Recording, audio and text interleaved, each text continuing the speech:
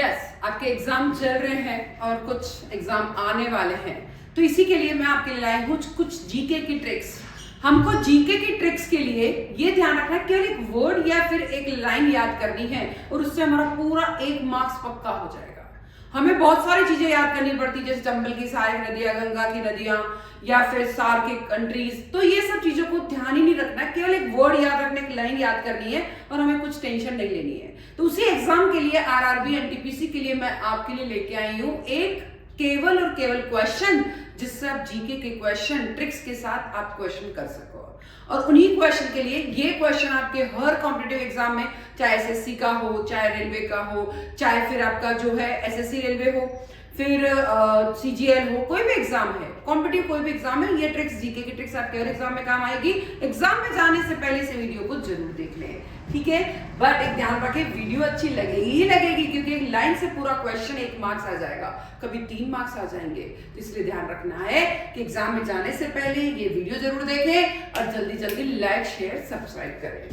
अब देखिए, कुछ अगर मैं आपको बात करती हूँ कि सपोज आपको बताना है कि सार्क संगठन में सम्मिलित देश, सार्क संगठन में सम्मिलित देश, तो आप क्या करेंगे, इतने सारे कंट्रीज हैं, हम किस किस का नाम याद रखें, कई बार हमें नाम याद नहीं रहते, तो इसलिए हमें क्या करना है, केवल हमें क्या करना है, इंडिया में पान खाओ एमबीबीएस करो। क्या लाइन याद करनी इसके लिए, इंडिया में पान खाओ एमबीबीएस करो। इंडिया में क्या करना है, पान खाते जाना है, एमबीबीएस करते जाना है।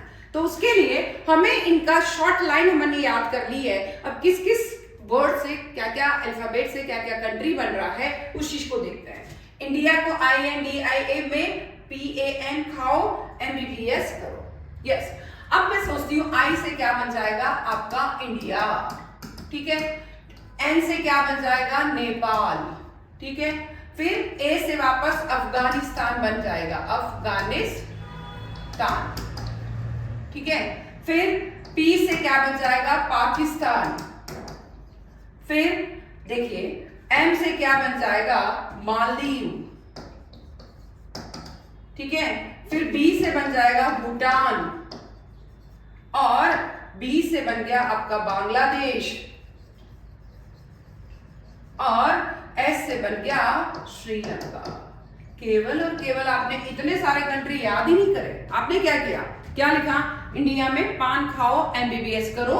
I से इंडिया, N से नेपाल, A से अफगानिस्तान, P से पाकिस्तान, M से मालदीव, ये देखिए M से मालदीव, M से भूटान, सॉरी B से भूटान, B से बांग्लादेश, S से श्रीलंका। हो गई आपकी ट्रिक। आपको कुछ याद नहीं करना पड़ा, केवल एक लाइन याद करी कि सार्क संगठन में देश के लिए जब भी पूछा जाए, बस इंडिया में पान खाओ एमबीबीएस करो, याद किया और आपकी पूरा, कभी तो 1 नंबर, किसी रेलवे में तो आपका 1 नंबर एक क्वेश्चन सही हो जाएगा और उधर जाएंगे तो आपको 3 नंबर मिल जाएंगे। तो इसलिए ध्यान रखिए, 2 नंबर 3 नंबर, एसएससी में आपके 2 से 3 नंबर मिलेंगे। तो इसलिए ध्यान रखिए, एक लाइन याद करने से इतना नंबर का फर्क पड़ रहा है। नेक्स्ट है हुमायूं द्वारा लड़े गए युद्ध। तो आपके लिए क्या याद रखना है, देवर 24 बार सरयू गया। क्या लाइन याद रखनी है, देवर 24 बार सरयू गया, सरयू नदी, ठीक है। ये याद करेंगे और आपका क्या हो जाएगा, हुमायूं द्वारा लड़े गए युद्ध याद हो जाएंगे। बट कैसे, देवर के लिए कौन सा युद्ध हो गया है, देवरा का युद्ध, ठीक है। चो मतलब चौसा का युद्ध, ठीक है। और बा से या बी से बिलग्राम का युद्ध और से मतलब ये देखिए सरहिंद का युद्ध। बस देवर 24 बार सरयू गया, देवर के दे से देवरा, 24 के चौ से चौसा और बा के बी से अपन कह सकते हैं बिलग्राम और सर से सरहिंद का युद्ध। एक लाइन से आपके हुमायूं के सारे युद्ध याद हो गए। तो आपको कहीं इतने सारे युद्ध करने की जरूरत, याद करने की जरूरत नहीं, केवल लाइन याद करें, एक बार उसको लिख ले, पूरा क्वेश्चन क्लियर। हर बार 1 2 3 कोई भी कॉम्पिटिटिव एग्जाम दे 3 नंबर तक, कभी किसी एग्जाम में 1 नंबर लाएंगे, किसी में 2, किसी में 3 नंबर ला सकते हैं। तो हो गई आपकी जीके की ट्रिक्स। अब देखिए नेक्स्ट क्वेश्चन क्या है, 92वें संविधान संशोधन द्वारा जोड़ी गई लैंग्वेज कौन कौन सी है। 92वें संविधान के संशोधन द्वारा जोड़ी गई लैंग्वेज कौन सी है। अब हम दिमाग लगाते रह जाएंगे कि कौन कौन सी है लैंग्वेज, क्या क्या होती है, कुछ याद नहीं आता। तो हमें क्या याद करना है, DM टू बड़े संत, यानी डायरेक्ट मैसेज टू बड़े संत, है ना। तो डायरेक्ट मैसेज टू बड़े संत या DM टू बड़े संत। अब अब डी से क्या आती है लैंग्वेज भाषा, ये आती है डोगरी। डी से क्या आती है डोगरी, ठीक है। एम से क्या आती है मैथिली, एम से क्या आती है मैथिली, मैथिली लैंग्वेज। बी से क्या आती है बोड़ी, बी से क्या आती है बोड़ी। और एस से क्या आती है संथाली।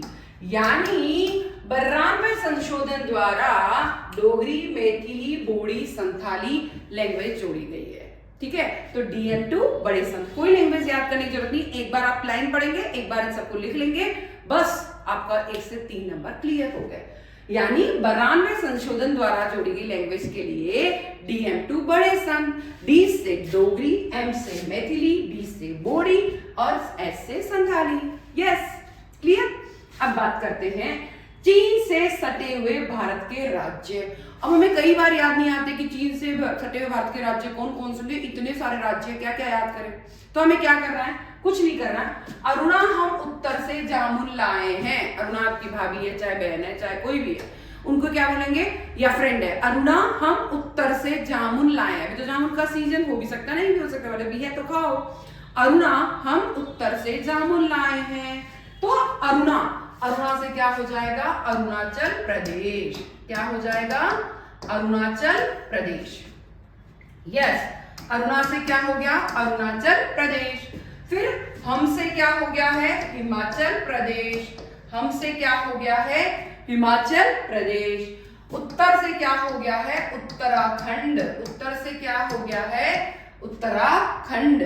और से क्या हो गया है सिक्किम, से क्या हो गया है सिक्किम। और जामुन से हमारा बन गया जम्मू कश्मीर, जामुन से क्या बन गया है जम्मू कश्मीर। याद रखे 92वें संशोधन के लिए DM2 बड़े संत। और चीन से सटे हुए, अगर कोई पूछे क्वेश्चन आ गया आपके कि चीन से सटे हुए भारत के राज्य कौन से होंगे, तो आपको राज्य याद नहीं करने, आपको क्या याद करना है अरुणा हम उत्तर से जामुन लाए हैं। अरुणा मतलब अरुणाचल प्रदेश, हम मतलब हिमाचल, उत्तर से उत्तराखंड, से सिक्किम और जामुन से जम्मू। तो इस तरीके से हम शॉर्ट ट्रिक से आपको नंबर दे सकते हैं। तो इसके लिए हर शॉर्ट ट्रिक हमारी देखते रहे।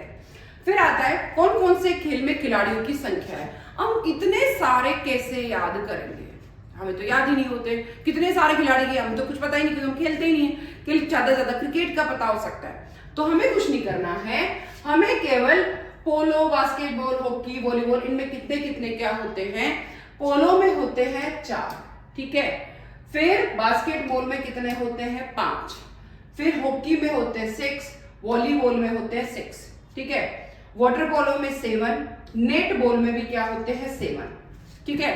जिम्नास्टिक में खेलते हो तो 8 हो सकते हैं, बेसबॉल में 9, खो खो में भी आपने बचपन में खूब खेला है 9 प्लेयर चाहिए। फिर क्रिकेट में 11 चाहिए, फुटबॉल में भी 11 चाहिए, पर रग्बी फुटबॉल में कितने प्लेयर चाहिए 15 प्लेयर चाहिए, ठीक है। तो बस सीरियल नंबर ध्यान रखें कि आपने पोलो बास्केट अगर ये इस तरीके से लिखा है तो पोलो में कितने होंगे 4, बास्केटबॉल में 5 प्लेयर होते हैं, हॉकी में 6 प्लेयर, वॉलीबॉल में 6, वाटर पोलो में 7, नेट बॉल में 7, देन जिम्नास्टिक में 8, बेसबॉल में 9, खो खो में 9, क्रिकेट में 11, फुटबॉल में 11 और रग्बी फुटबॉल में कितने हो गए 15 प्लेयर होंगे, ठीक है। अब नेक्स्ट क्वेश्चन की ट्रिक और ढूंढते हैं। ट्रिक क्या है, उपराष्ट्रपति, क्वेश्चन क्या है पहले क्वेश्चन देख लेते हैं। उपराष्ट्रपति से संबंधित अनुच्छेद, यानी कब कब कौन कौन से होते हैं जो है उपराष्ट्रपति, उपसभापति या उपराष्ट्रपति, सभापति जो भी है, तो उनके लिए क्या क्या हो सकता है, थोड़ा सा ट्रिक लगाएं।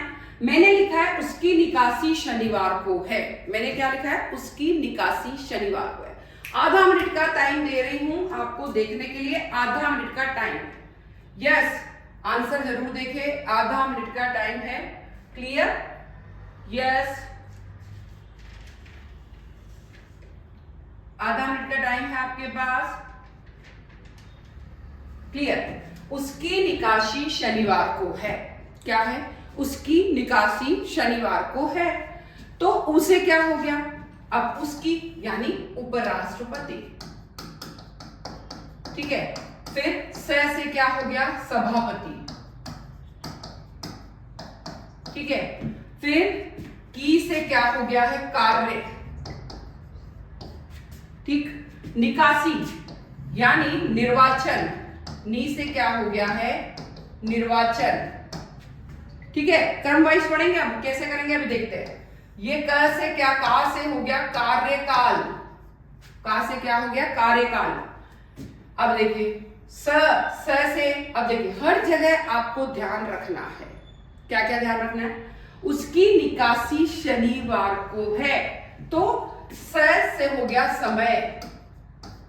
फिर श है शनिवार का श, ये शपथ ग्रहण, ठीक है, और नी से निर्वहन। अब देखिए कौन कौन सी अनुच्छेद अपन ने क्या किया, मुझे अनुच्छेद याद नहीं हो सकते, क्या क्या करूंगी उसे कुछ टेंशन नहीं लेनी है। 63 से शुरू करना, किससे, 63 अनुच्छेद, 64 अनुच्छेद सभापति के लिए, उसके कार्य के लिए 65 होता है, उसके निर्वाचन क्रम वाइज लगाते जाए 66 होता है, उसके कार्यकाल के लिए 67 होता है, उसके समय के लिए 68 होता है, उसकी शपथ के लिए 69 होता है, और निर्वहन के लिए क्या होता है, 70 होता है। कुल मिलाकर उसकी निकासी शनिवार को है, ठीक है। उसकी उ यानी उपसभापति, देखेंगे उपराष्ट्रपति, और यानी उपराष्ट्रपति का जो अनुच्छेद है वो किसमें दिया गया, 63 में। सभापति से संबंधित किसमें होगा, 64 में। 63 से शुरू करना, कंटिन्यू लिखते जाना, 63, 64, 65, 66, 67, 68, 69, 70।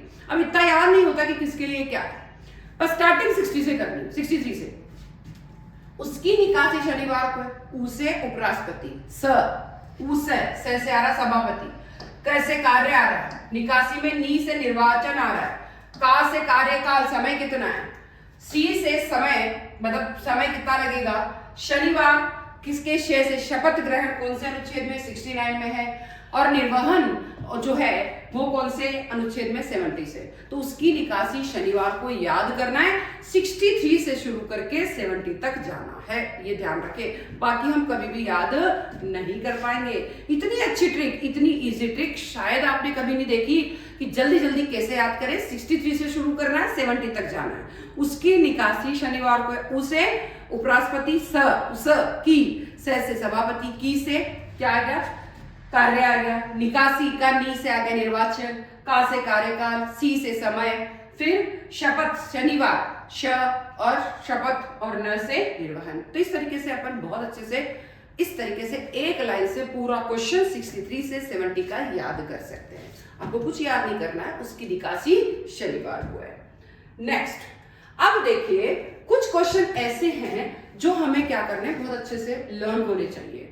अब क्या है, साइंस का क्वेश्चन भी कह सकते हैं, उस आदिश राशि के नाम क्या क्या है, आदिश राशि के नाम क्या है। अब इतना याद करेंगे तो कैसे याद करेंगे, तो उसके लिए हमने ट्रिक बनाई है आपके लिए। मैंने उस आर्द्रता के दो विचार, आर्द्रता किसी का भी नाम हो सकता है, उस अद्विता आर्द्रता के दो विचार।